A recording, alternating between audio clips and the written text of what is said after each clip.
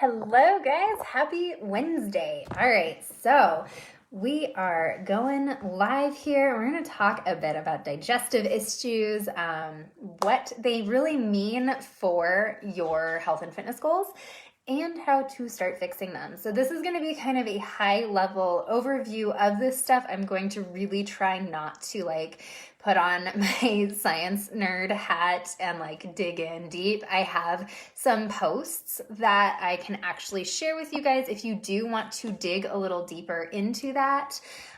So let me know if you would like me to share those. They're on my website. I can always post the link if you would like access to them. Or if high level is good for you, awesome. That's fine too, because you really don't need all the deep specifics to be able to really make this work for you. But so for those of you guys who don't know me too, I'm Jess Rowe. Welcome to this amazing space. This is the Making Sense of a Healthy Life community where we are just all coming together to support each other and actually making sense of a healthy life, making it easy to take care of ourselves, guilt-free. It's a big one, guilt-free, while still expertly balancing work, family, and life, because that is the dream, right? So we also need to make sure that we are taking care of ourselves so that we can actually have the capacity we need to thrive in work, in family, and enjoy life along the way. So I'm really glad you're here with me. Every week I am aiming to go live to talk about something that is important to you guys, that's going to really help move you forward in your journey. So this group is really for wherever you're at in the journey. I've mentioned before, there's kind of 3 phases that you could be in, and we will all kind of cycle through those depending on where we're at. Ideally, once you get out of phase 1, you never go back, because phase 1 is where you're simply trying to get out of survival mode so you can thrive more consistently and actually take care of yourself on a regular basis. So a lot of people come into this group in phase 1, and that's kind of like the top goal, is to get you out of phase 1 as soon as possible. And then of course we want to get you into phase 2, where you are actually thriving mostly on autopilot, where all of these activities that take care of you are really just happening easily and regularly, consistently.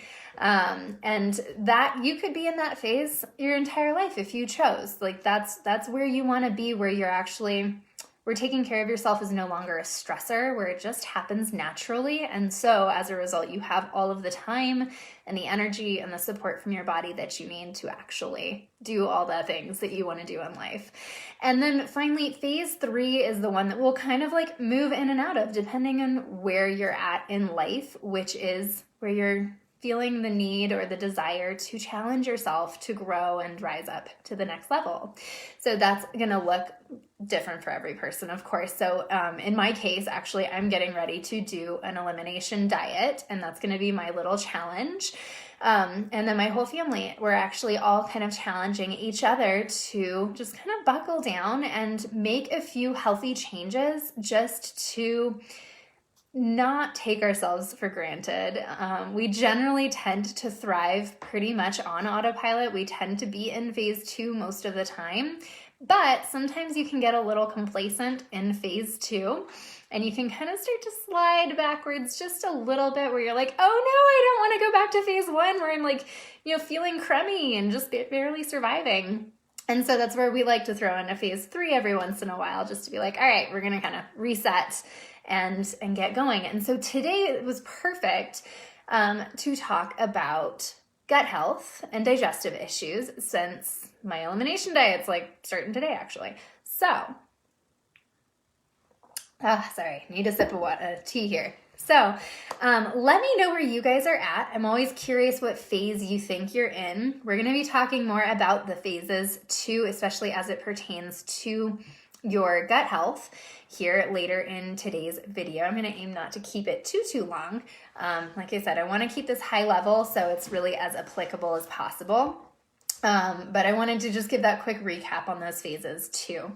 The other thing I want to recap for those of you guys who have been here for a bit, you know that I build everything around the 4 pillars.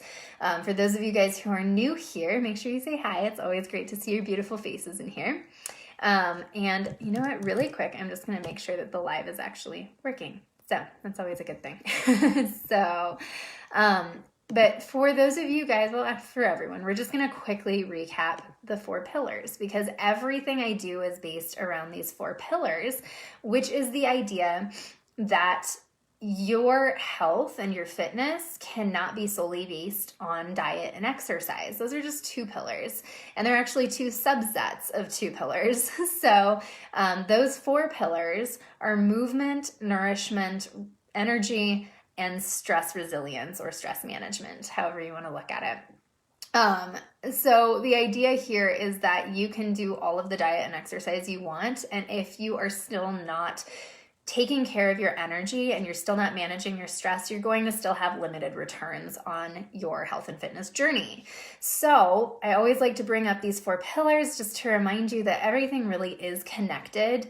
It's always a lot of fun when I start working with clients and we start implementing certain strategies to support, say, a specific pillar, but then it always spills over and starts supporting the other pillars too, because everything is truly very connected. So my approach is very holistic in that sense.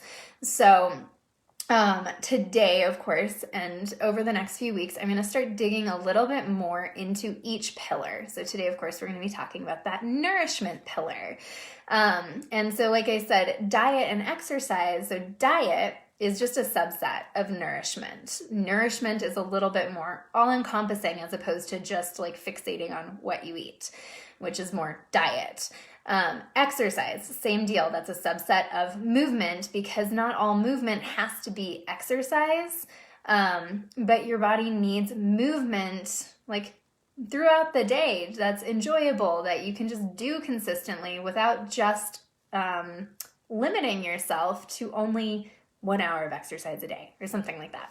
So today we're going to kind of broaden the diet discussion. I'm still not a huge fan of that word. It conjures up so many triggers for so many of us. So we're going to just talk about nourishment, specifically about your digestive issues and your overall gut health, what that means for your health and fitness goals, like how it plays in, and then how we can start fixing that, because I think most people have some digestive issues, and it really can dramatically affect your ability to make progress with your health and fitness. So let me really quick make sure this thing is working, because it's saying live, but I'm not getting like any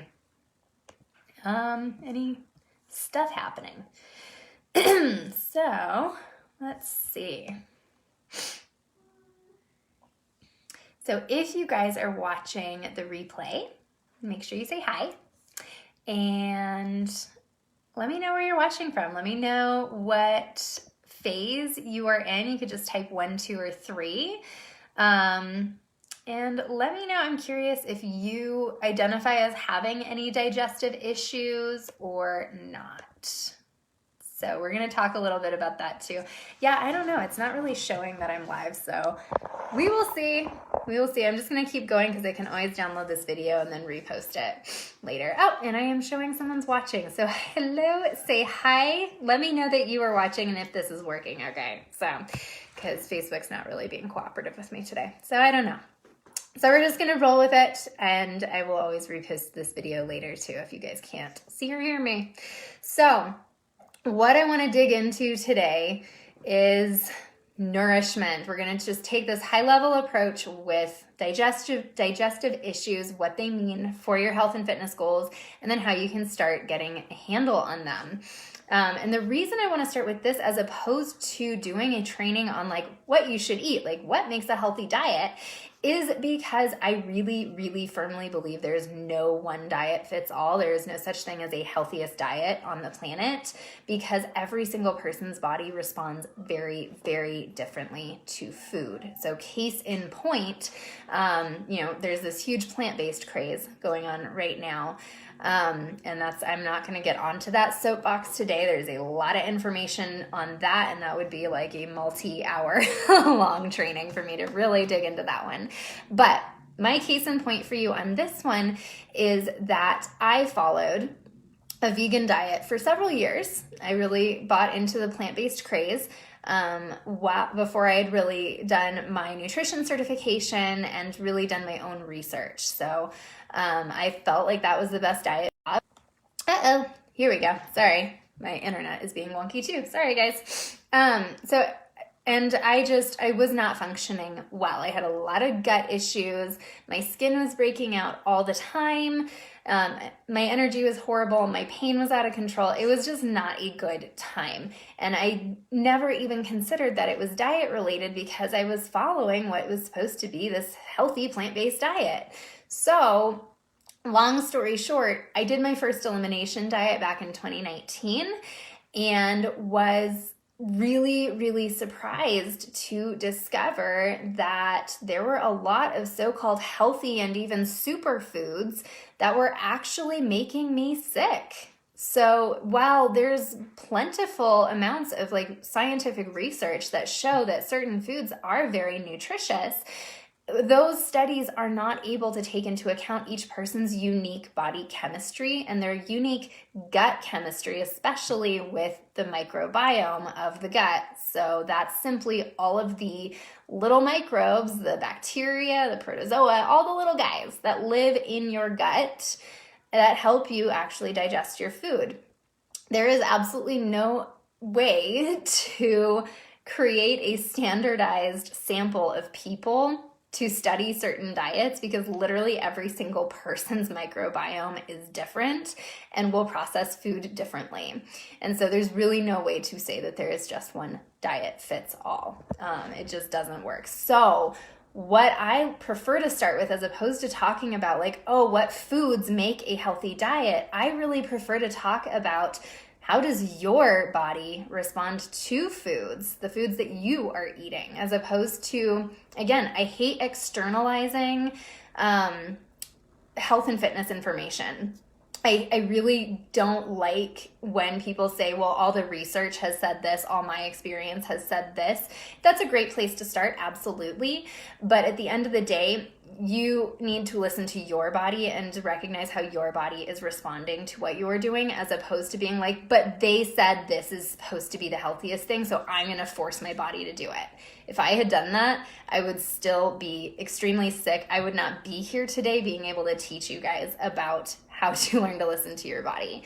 So I hope that helps you understand where I'm coming from on this. It's just so much easier. And it makes things so much more clear when you can just listen to your body. So that's where I like to start. And because most people have externalized all of the diet information, it's like there is no connection with our bodies, especially when you're first starting on this journey. You're just like, well, you know, what diet am I supposed to do? This person says this, that person says that, the science says this. So we really want to come back and start internalizing it first so that we can just eliminate all of the overwhelm that comes from trying to listen to all these other sources. So first question is, do you even have digestive problems? Most people do. I'm just going to put that out there. Most people do, whether they know it or not. So I'm going to quickly go through how you might know that you have digestive issues. So some of it is like brutally obvious, right? Like you've got the irritable bowel symptoms. You've got what I like to call the Pepto symptoms, where you've got nausea. What is it? It goes nausea, heartburn, indigestion, upset stomach, diarrhea, right? If you've got those, you've got gut problems, right? But here's the thing. There are a lot, and I mean a lot of other problems that you might have going on that you don't think are related to your gut, but they actually are. So let's start with gut issues that you probably know you've got, right? So besides the Pepto symptoms, we've also got things like gas, bloating, cramping, constipation, even bad breath. Like that's the top end of your gut is your mouth. So think about the whole, it goes from your mouth all the way down to your stomach, through your intestines, and, you know, out the back end. So any issues you have along that pathway, those count as gut and digestive issues. So besides that though, let's talk. We got sleep. If you've got sleep issues, insomnia, trouble falling asleep, trouble staying asleep, those can be gut related. Fatigue. Yes. Low energy, especially chronic low energy, can definitely be gut related. joint pain, any kind of aches and pains in your body, including headaches, migraines absolutely can be gut related. Any kind of pain can be gut related. Yeah. Brain fog. Brain fog can also be gut related. I'm going to stop saying it can be gut related because I think you get the point here, guys. But yeah, so brain fog, absolutely. Skin rashes and breakouts. Everything from like your hormonal breakouts to eczema, rosacea, all of those things can actually have the root cause in your gut. Headaches, I think I already said. Sinus and respiratory issues, including allergies. Even seasonal allergies can come from your gut. And the other interesting one, and this is not like an all-inclusive list. These are just kind of like the most common ones that I see a lot and that have come up in the research a lot. And a marked change in energy before, after eating. So that could be either like you eat a meal and then you're just like, oh my gosh, I have got to take a nap, like the post-Thanksgiving exhaustion feeling, or even a really quick increase in energy. Those can both suggest that your body is not actually responding well to what you are eating. So let's dig in.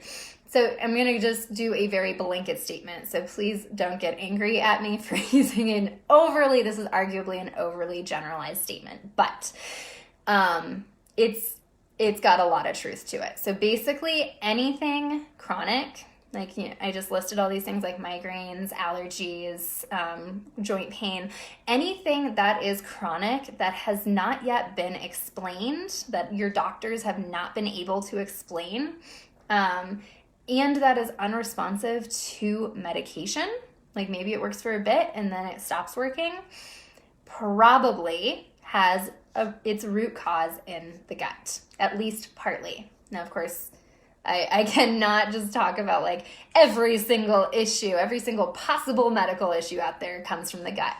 But the thing to know is that you actually have what's called the gut-related immune system. This is as geeky and as science nerdy as I'm going to get on you guys today. So just bear with me for a sec, but this is something you've got to know. So you have your gut-related immune system. That it means part of your immune system actually lives in the gut. And so anything that irritates your gut that causes these Pepto-Bismol symptoms is going to activate that immune system. And that immune system is literally connected to every single other part of your body. And that is why things that like don't seem to be related to the gut, like say your skin, right? That is why it can still have a response based on what you have eaten. For the skin, for example, your skin is actually your largest organ.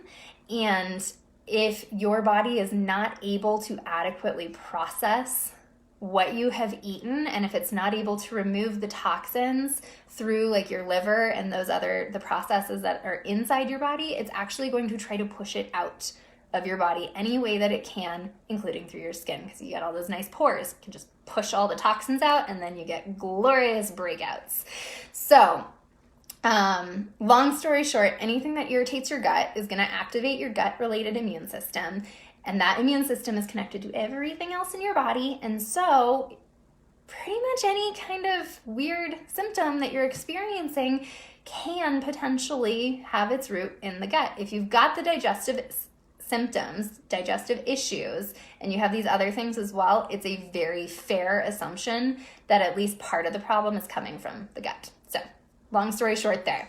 I hope that helps. I hope that gives you a little something to think about too. Just kind of start thinking about it. Don't freak out or anything. And again, too, this is not, I'm not telling you this in lieu of medical advice. This is not medical advice. So obviously always, seek care from a doctor. I'm not here to help you diagnose or treat anything. But I want you armed with this information so that you can make the best decisions for yourself. And especially because I have been there, I have experienced the frustration and the hopelessness of having all of these symptoms that doctors could not figure out what was wrong with me. And I did not want to go the route of medications because the side effects were just insane.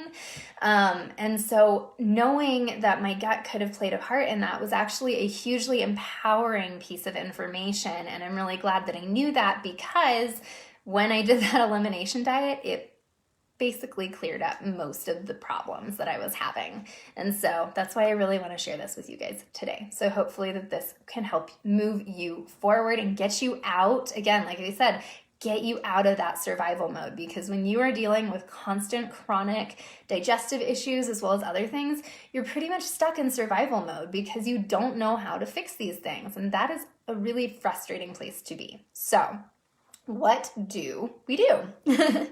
and how, of course, how does this affect your ability to make progress with your health and fitness goals, right? I think we don't need to spend a lot of time on this one because it's pretty self-explanatory. Like, if you have all these chronic issues, you're going to stay stuck in survival mode. Like, if you've got chronic pain or chronic fatigue, you literally cannot get out of survival mode until that is addressed. And if the root cause of that is the gut issues, let's address them, right? Let's do that. Because it's incredible how quickly your gut can heal itself when we start fixing it.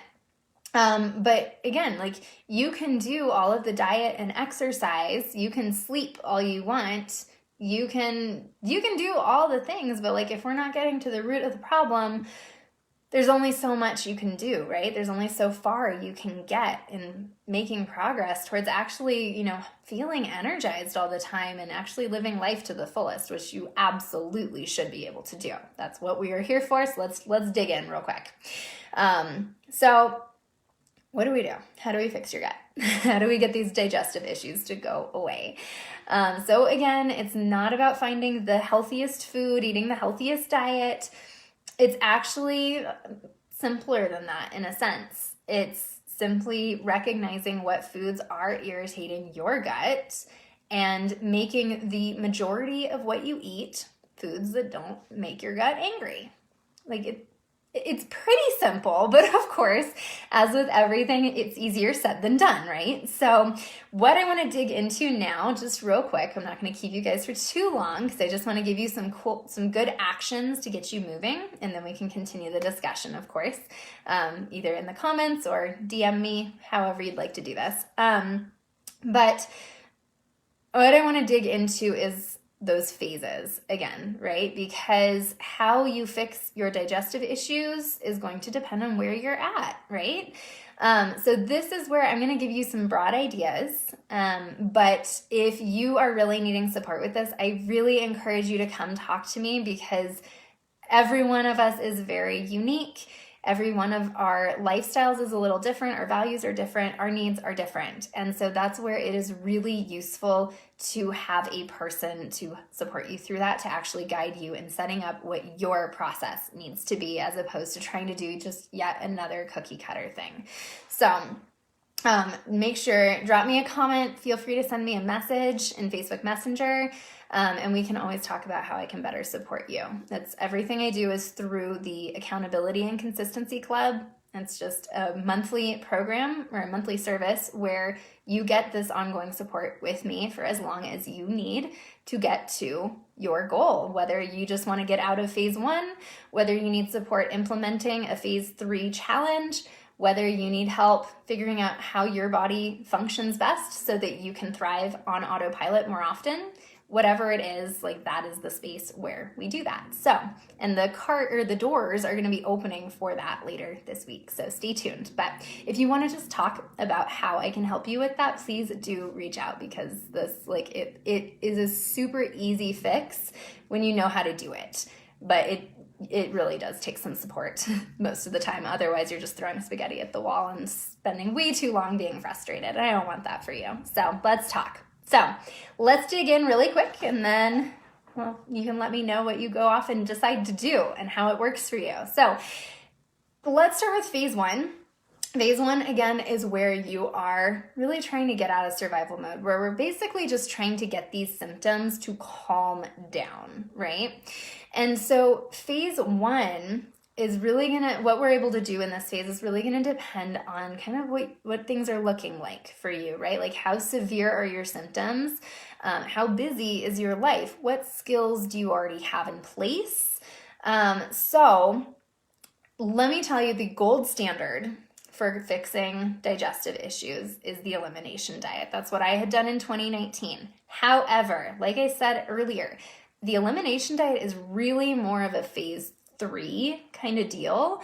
I would not recommend an elimination diet to someone who is like super duper stressed, super duper busy, doesn't even have time to normally cook food for themselves. Like that is not the time to do an elimination diet. We need to get you out of that survival mode first. And so that might look like, better managing your schedule, better managing your stress, getting that skill of being able to plan your meals and be able to cook more, or even just access more whole foods, less processed foods in the majority of your diet. Like that might be the best start. Maybe it's starting to decrease the processed foods and swap those out for more whole and less processed foods. And that alone might make a huge difference. Like that alone will start calming those symptoms down. But we want to do that in a way that's supportive to you, that's not adding more stress into your life. And we want to be kind of keeping track of this along the way, because otherwise we miss out on those cues that your body is telling you. So you want to be able to recognize which foods are creating problems for you, which foods are you feeling really good after you eat. And we want to keep track of that so that by the end of like our time together, or so by a certain point in time, you have a much clearer idea of what foods are actually working for you. So that's kind of an idea for phase 1. Phase 1, again, is really just getting out of that survival mode. So that can look different for each person. So we're just trying to calm those symptoms down and start making things a little bit easier to actually eat more whole, less processed foods. So we're not even really focusing too much on like what you eat in terms of like following a strict diet. Phase 2, we could potentially make an elimination diet phase 2, especially if we've planned accordingly, to make it just fit pretty smoothly into your life. But again, with an elimination diet, you really want to have a plan in place so that you have the food that you need available to you. You're able to cook it each day, or do a batch plan. And we want to make sure that it's just fitting into your life pretty smoothly and that we're tracking the progress along the way. So for that, again, it depends on where you're at when you're in that phase 2. So are you in a space where we're really just trying to make it so that you are consistently cooking meals at home, or you're consistently making better choices for yourself with eating more whole, less processed foods? I gotta take a drink real quick, sorry. Or are we able to start really tracking like what you're eating and starting to notice little trends of like, oh, when I eat this food, these symptoms pop up. So I think what I'm trying to say here is that you don't have to do an elimination diet in order to get the symptom relief. It really just depends on how much time you've got available and what you're really ready, willing, and able to do. And then the thing is, though, when you have a lot of gut issues, right? If it's like a really chronic thing and it's like every single meal you're having the flare up of symptoms, the goal in that would really be to get you to being able to do an elimination diet as quickly as possible, so that we can actually figure out specifically what foods are triggering you. Now, again, going back to the phases, the elimination diet is simply not appropriate. If you're stuck in phase 1 right now, that's where like we would try to shift and make some changes to just eating less processed food, being able to cook at home more often, and just very small lifestyle changes that would actually support you in decreasing your stress and getting you some more time and energy. And then as you move out of phase 1, then we can kind of reevaluate and be like, okay, how severe are your symptoms? And are we able to go ahead and plan for an elimination diet, or even like a moderate one, like where we take out a few foods that we're suspecting, and give your body just a little bit of space to basically reset your gut and let your gut heal. And so once we are there, that elimination diet becomes this very powerful tool that literally, I mean, I think most of us have tried like some kind of fad diet, right? That's lasted, maybe a few weeks. And the elimination diet is literally, I mean, you could liken it to a fad diet in that it is like restrictive. I'm not a huge fan of that, but it's got a time and place, especially when it's done very carefully and intentionally. And so if we are able to take out all the foods that we suspect are triggers that like are basically known to irritate the gut, we can take those out literally like 2 weeks. Sometimes you might need more than that for your gut to really heal all the way. For me, to be completely honest, I was on my elimination diet for about 6 weeks. And yeah, like it got a little old after a while, but I was feeling so much better that it was totally worth it. Like, all the bloat went away that I had. I didn't even know I had, basically. All the bloat went away. All of the like irritable bowel symptoms I had after literally every meal, it all went away. My skin stopped breaking out. Like my skin was glowing. And of course, this actually was right before my wedding. And so like I fit very comfortably into my wedding dress. My skin was glowing. I had energy. Like it was such perfect timing that it was like, it didn't matter that it had taken my body 6 weeks to recover, because I was like, I have not felt this good like ever in my entire life. It was amazing. So totally worth it. And especially if you've got the support along the way to do it, it can be very, very easy. Because like, you're not just going to like go do it. Like you're not just going to go like start eliminating food. We would have a plan in place. We'd have your meals done and prepared. So it's very simple. And we got like other plans in place for, when you get the afternoon munchies and that sort of thing. It's not like you're not restricting how much you eat. You're just taking out the things that we know tend to irritate most people's guts. And then once your gut is reset and your symptoms are basically subsided, then we start adding foods back in one at a time and see how your body does with it. And if your body doesn't care, if it's like, no symptoms, we're good, then woohoo, you get to have that food back in. And usually you'll just end up narrowing it down to just like a handful of foods, if that are really the problem foods. And then, and it's not like you're not ever allowed to eat those foods again. It's just you aim to eat the foods that don't irritate your gut like 80% of the time. And then every once in a while, you can absolutely still enjoy those other foods. You'll notice as the health of your gut improves, you might even be able to get away with eating those foods every once in a while and not even have any symptoms. It's only if you like eat it consistently over a period of time that you start getting symptoms. So it really is. It's an amazing tool. The elimination diet's an amazing tool to help you really reset your gut, heal your gut, get your immune system to calm down, which is huge, especially if you have like chronic health issues or autoimmune issues. This is huge. It is like the gold standard of being able to treat these kinds of diet or these kinds of diseases. Obviously with other things too, depending on the disease, not giving you medical advice here. But it really is. It's a magical tool that as soon as you are ready for it, I highly recommend using it. And in the meantime, really, let me leave you with like the top like couple of tips for what you can do if you are still in phase 1. The number one thing that's going to go a long way to helping you feel better is simply just removing some of those processed foods. If you can swap and eat whole foods more than the processed foods, you're going to be doing great. And that might look like maybe working on your meal planning skills, taking a little extra effort to cook at home, maybe do a meal batch or something like meal prepping.